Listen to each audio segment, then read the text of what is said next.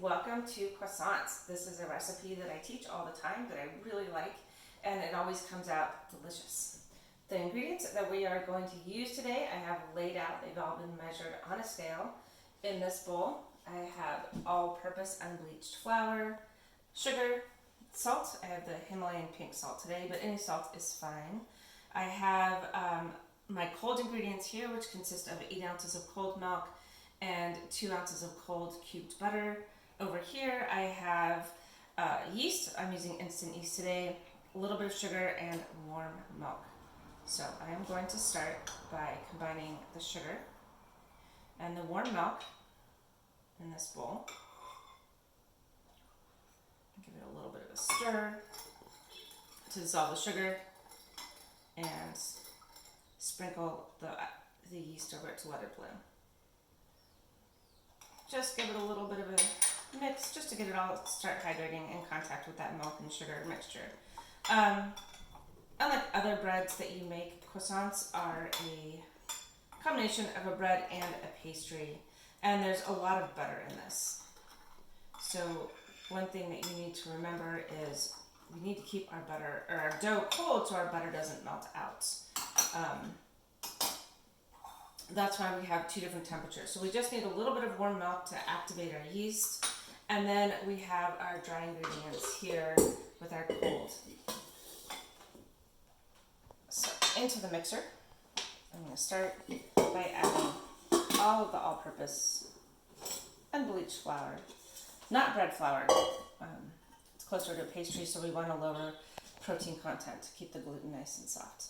So the salt, the sugar, and the cold butter go into the mixer. And we're just going to mix this around until the butter is pea-sized.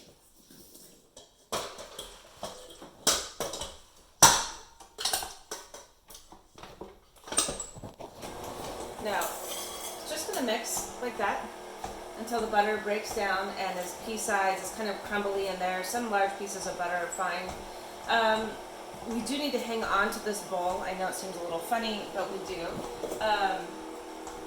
We're going to hang on to this, and after this mixture is ready to go, we're going to pour all of the dry ingredients into this bowl, all of the wet ingredients into the bottom of the mixer, and then pour our dry ingredients back on top.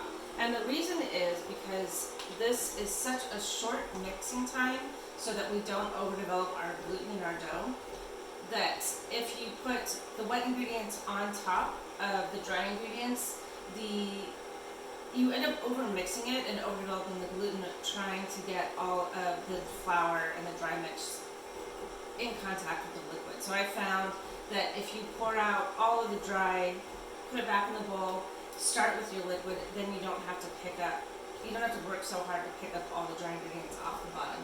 And I'll show you what I mean. Again, I wish I had a glass bowl so you could see what was happening in here.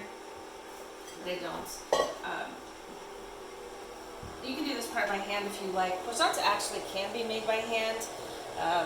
This is the only part you really use the mixer for. And you might be thinking that 2 ounces of butter, it's like, I thought croissants had a ton of butter in them. Well, they do. The rest of the butter comes in to play when we do our lamination. So while this dough is resting, so our de trempe needs to be made, mixed together, it needs to be wrapped up and put into the fridge to rest for about an hour. And while that's resting, I'm going to show you how to make the butter block, the barrage, if you like. Excuse my French, I know my accent is terrible. But we're going to make our butter block, and the butter block is what we are going to do when we do our lamination. It's just like laminating a piece of paper between sheets of plastic. So we're going to have our dough block, and we're going to have our butter block, and we're going to completely encase the butter block with our dough, and then start the process of folding and turning. And that is how you, the first bit's laminating, and then you move on to create all those layers of butter and dough.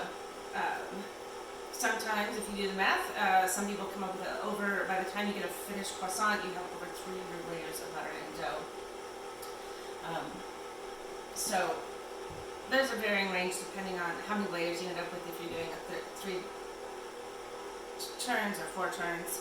Anyway, somewhere, there's a lot of layers of butter and dough.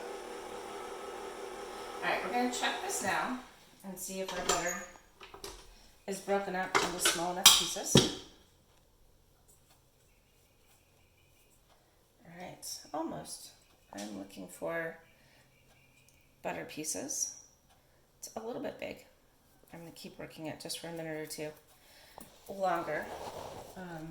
And we can talk about gluten formation just a little bit. So gluten is a protein found in wheat flour, and that's what makes our baked goods nice and strong. So by adding moisture and mechanical agitation, by kneading it or folding it or working it, we create these nice long strands of the protein strands, and that's what keeps our pastries together. Now we're making croissants, so we want it to be strong enough to hold in all the bubbles that are created by the CO2 of the yeast, but we don't want it so tough and so chewy like a tortilla or a pizza crust. So we want to make sure that we undermix it,